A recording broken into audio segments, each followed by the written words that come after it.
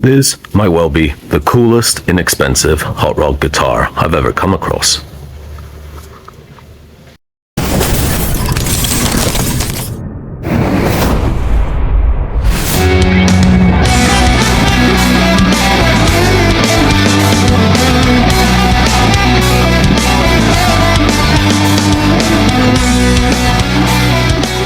Hello my friends, today we are going to be reviewing the Fazley Project P1 Flashback in Olympic White.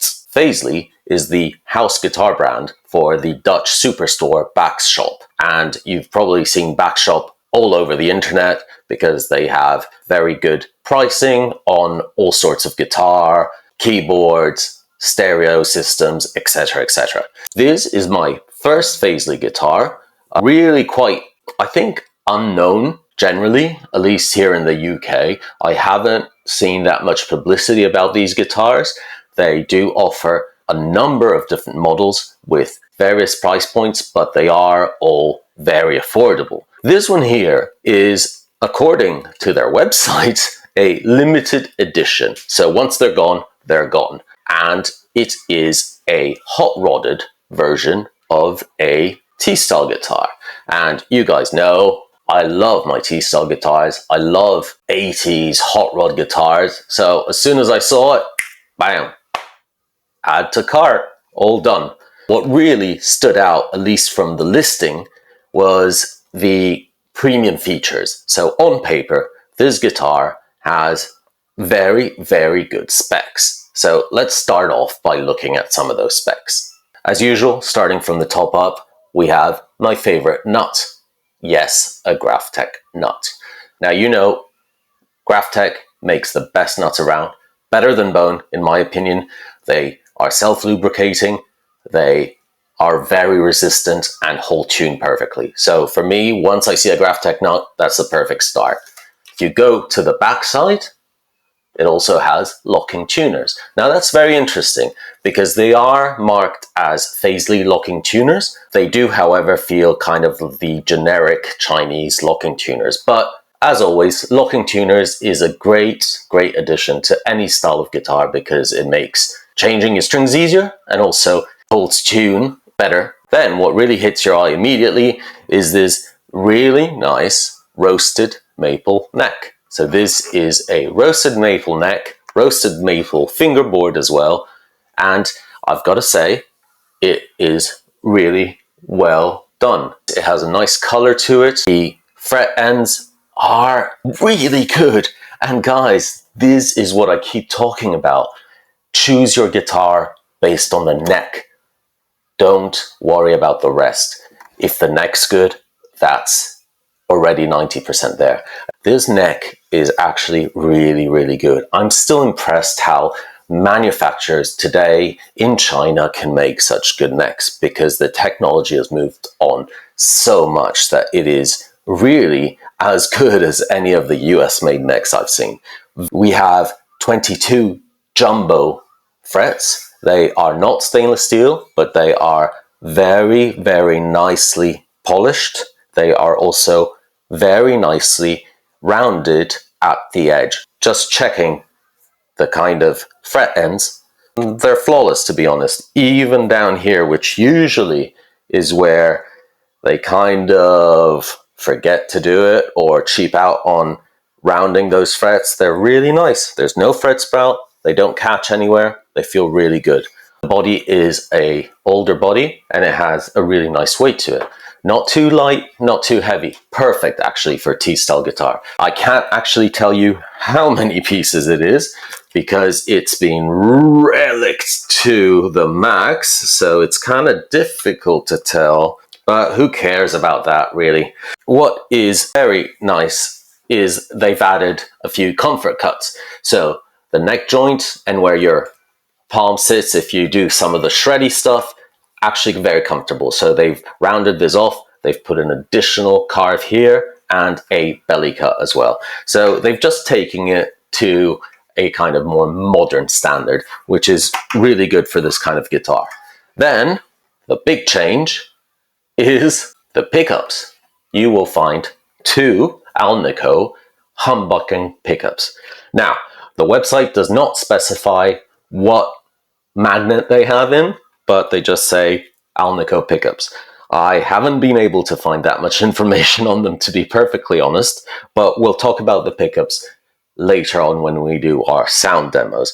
But cool to have Alnico pickups. I generally think that a T-style guitar with humbuckers, match made in heaven. So it has a Wilkinson vibrato, which, as you know, in my opinion, Wilkinson make the best hardware across the board. Historic brand, and these are the best trems I've played ever. As you can see, a nice big block at the back, so it sounds great, it feels great, excellent trem. So I was really very happy to find this on such an inexpensive guitar. Moving on to the controls.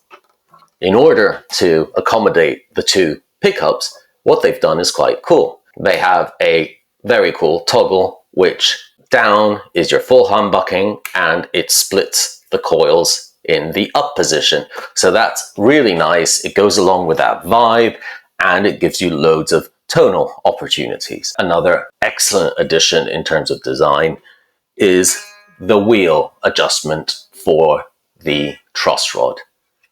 Gone are the days where it has to be up here. This is the future, and any guitar that has that for me is a massive plus. So it's done very, very well.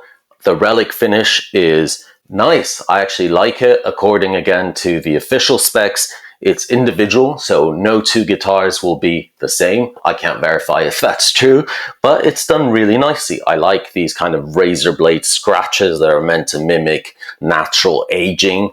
I also like the way they've sanded various bits and pieces. I love how they left off the back cover to the trem, because I take it off anyways. Eric Johnson says any guitar sounds better without it, but regardless, I think it's really cool. And they did give you the option by screwing the holes if you want to put one in, but it's done generally very nicely for a guitar that retails at around $300. Really good construction. The neck pocket is perfectly fine. The back cavity to the electronics is flush. So it's the small details that make this quite nice. It's really slick looking guitar. I appreciate the relic job might not be to everyone's taste, but overall, I think it looks awesome. I love the kind of hot rod look, and I think it really is a nice looking guitar. So let's stop talking and get to the sound demos. The very short piece of music that you heard at the beginning was this guitar plugged straight into my audio interface, and then I had the Tonex plugin by IK Multimedia in there, and it sounded really cool. So for these isolated sound demos that we're going to listen to, I wanted to show you the kind of versatility and all the individual sounds the guitar can produce. For each sample, we'll go through each individual pickup position with the selector switch, and then also listen to the split coil sounds. So we'll do that for clean and then for a more rocking tone. I hope you enjoy.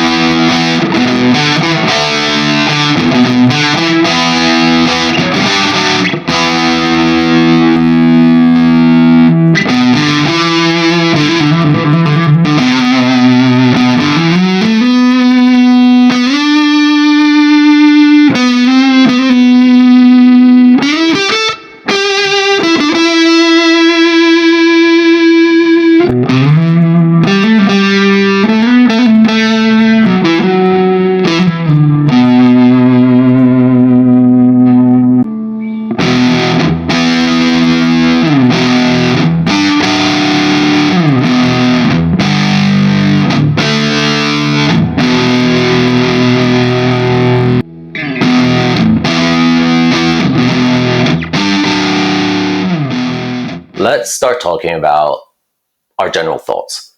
Now, first thing we need to mention is I think the guitar as such is a really cool guitar. Now, I'm not going to lie to you guys. I have no idea who Fazley are. I really know very little about them.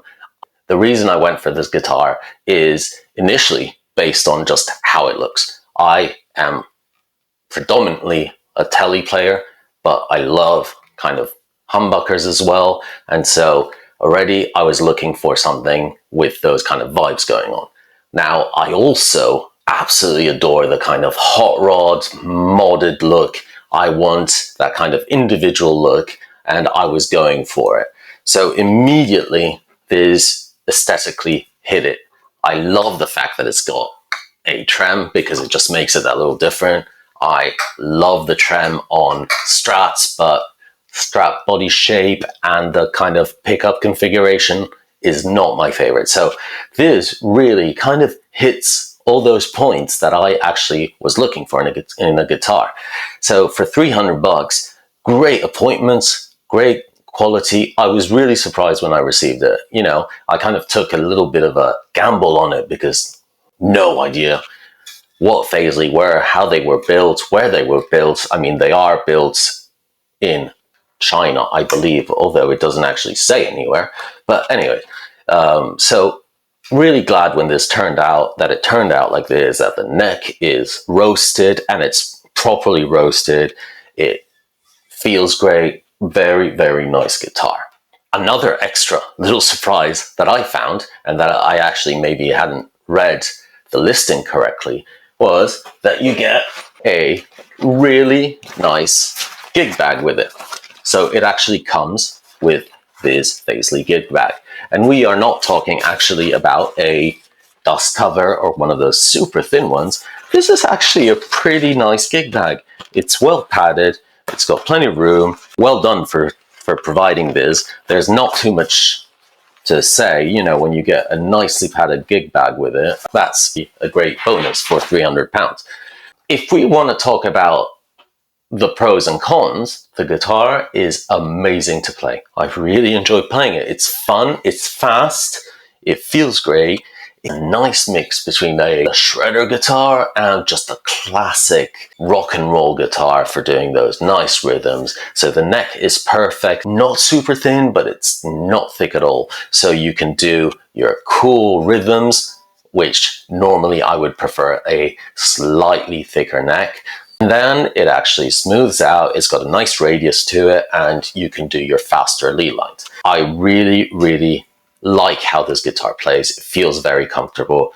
The switching is very cool. It gives you a lot of possibilities, even if you don't always go to that kind of single coil sound. It's nice to have. If you've got a clean part in a song, you can push it up to the split sound, and then when you want to rock out, you push it back down. Works very well. The electronics are fairly decent, what you kind of expect from a mid to low priced China made guitar. So it's okay. The cavity was slightly messy in terms of the wiring, but hey, you can't get everything in life. If we then talk about the actual sounds it makes, it's a good compromise. Personally, I find these Alnico pickups to be a little too modern sounding compared to the kind of the look of the guitar. I hoped they were a little more vintage voiced, but that's personal preference. You might like it. They are fairly high output, but they do sound very modern. The split coil sounds are actually really good. There is a jump in volume when you go between the two, and I think you've heard it in the sound demos, but they actually sound really, really good. So I like the split voicing of this guitar, almost better than the full humbucker mode. I think the pickups really will depend on your personal taste, whether you like them or not, but they are good quality, they sound good, and Alnico pickups, again, I don't know what magnet they're using because they don't put it anywhere on the website, which I don't really feel comfortable with, but it'd be nice to know. With our ears listening to it, they sound perfectly fine. The Wilkinson trem is fantastic. The block at the back is nice and chunky, so it's really smooth. It works really well. If you add a Wilkinson trem, Graphtec nut, perfect tuning stability. The guitar is a really solid guitar for using the trem. It doesn't go out of tune. It works perfectly well. The trem is smooth and feels great. Top marks for going with Wilkinson hardware. Now, this is where things become a little strange. I will start by saying, I don't know if it's me, and if I'm missing something, please guys, leave me a comment below, because I'm not quite sure I understand what's going on here. Overall, the guitar is really well thought out. It has great appointments. It works really well. But the one thing that doesn't work is the control layout with the trem arm. As I said, maybe it's just me, but I've been trying to figure this out. If very simply you bring the trem arm up, listen to this. It hits on the volume pot and it just barely goes over the tone. Now the volume pot is down to the max. You can't push it any further than that. So what you'd have to do is kind of lift the trem arm, which is, by the way, just a really high quality, again, Wilkinson design, so it doesn't have the screws. It's just push in and then it locks, and then get it to this position. And then you put it back, you kind of do your wiggly stick stuff, but then gets blocked again on the volume. I don't know if I'm supposed to be playing this in a different way, but you're kind of stuck here. It doesn't go anywhere. And you've got very limited ability then to keep playing. You know, you kind of push it out the way, but it won't go anywhere. If you even kind of lift it up where it's not supposed to be, because the trem is supposed to be full in, that's fine, but then it comes out. So I think, my opinion is, they did everything right, but it has a major design flaw here. This is a great guitar, very smooth, very good to play, very comfortable for 300 bucks. I really dig this guitar. It's an awesome guitar. I'm just slightly disappointed with this, but just go rip it out and put another smaller profile volume knob. Have you guys played these Fazley guitars? Is this something that normally happens, where you find that there's a major design flaw like that that can be easily fixed, but for some reason, quality control, no one spotted it? Oh, I just don't understand how that's even possible. As usual, comment down below. Let me know your thoughts. Do you like these? There's a number of limited editions out there, so check them out, because if they're the same quality as this, they're really good guitars for the money.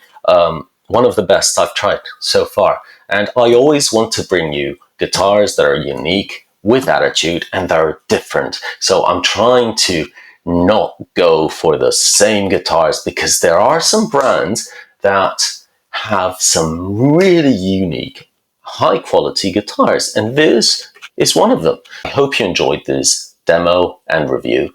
Please like, subscribe, do whatever you want, but keep watching and let me know in the comments. Peace to everyone, rock out and be nice to each other.